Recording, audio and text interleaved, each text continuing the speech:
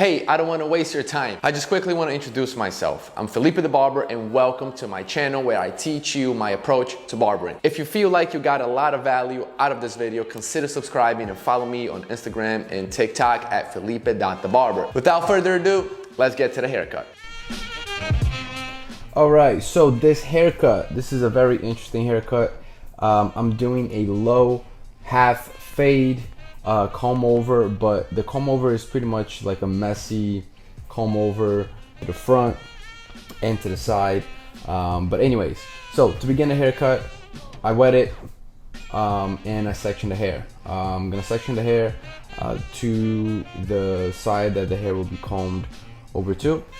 So to begin, I'm gonna take my wall sterling forward clipper, throw on the number 2 guard, and I'm gonna set that top guy line. Now, question. Why a number 2?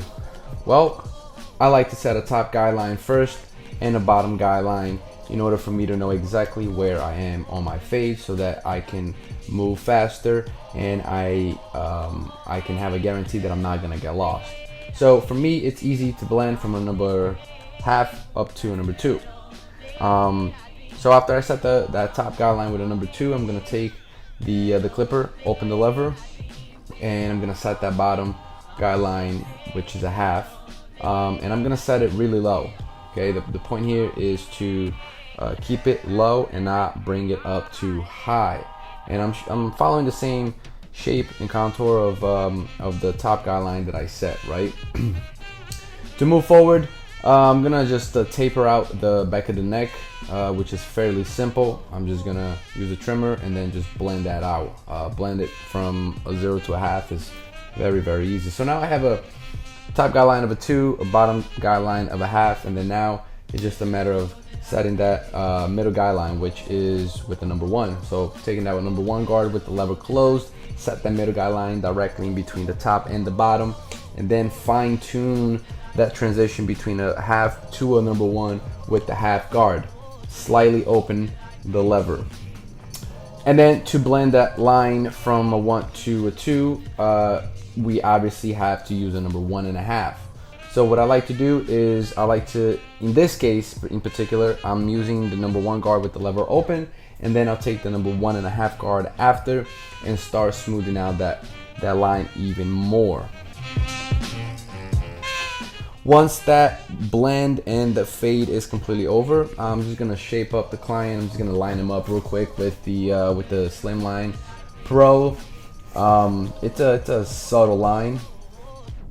It's gonna be a lot more defined with the razor. So the fade is completely over. Now it's on to move on to the midsection. The midsection is what I like to call the section where you connect the fade to the top of the hair. So this part, you want to leave a nice weight. You don't want to cut that down. You don't want to follow the contour of the head, otherwise you lose the shape of the haircut and the head starts to look round. So you see here, the head has a nice squared shape. Hey, if you're struggling with your fade, if you're taking too long, not consistent, and can't repeat the same fade over and over again, it's probably because you don't have a system. I'm not here to sell you. I'm simply going to present the opportunity to you to learn my 3-step fade system through a course I've put together. So click on the link in the description below to find out more. So once the fade is over, I blend in the midsection. It's time to start cutting the top. Now the top, fairly easy. There's 2 ways you can do it. You can do it front to back or side to side, and then cross check. So now I'm gonna begin cutting the top, starting from the front to the back, and I'm taking about 3/4 of an inch.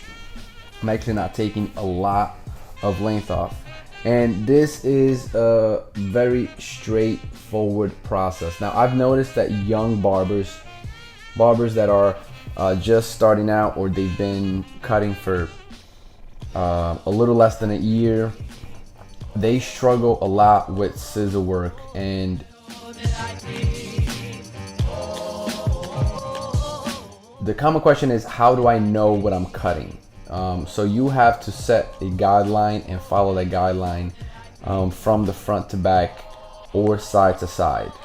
Okay, now that the hair is combed over, you see that overhang on the left side of his head, and I'm just working on that overhang because I want to make sure that when the hair falls over to the side, it does not overhang. This is not an undercut. Okay, and the haircut is almost over. Now it's just a matter of adding a little bit of texture. And again, I like to blow dry the hair completely and then see how the hair is falling, because when the hair is completely wet, then at that point it's hard to gauge of what the hair will do when it dries. So I cut it wet, then I dry it, and then I just cross check, make sure everything's fine. I take my texturizing shears and remove a little bit of that weight, add some texture, and just start cross-checking the haircut, trying to make sure that everything is laying nice. Run my hands through it, get the blow dryer, and just, you know, make sure that the haircut and the hair is falling correctly the way you want it to. Again, now it's just fine-tuning. The haircut is completely over, but now I'm just looking at different spots, and this is it. This is the final product. Again, the client wants something that doesn't require a product and wants something natural. So this is the final product of the haircut, and I hope you guys enjoyed it.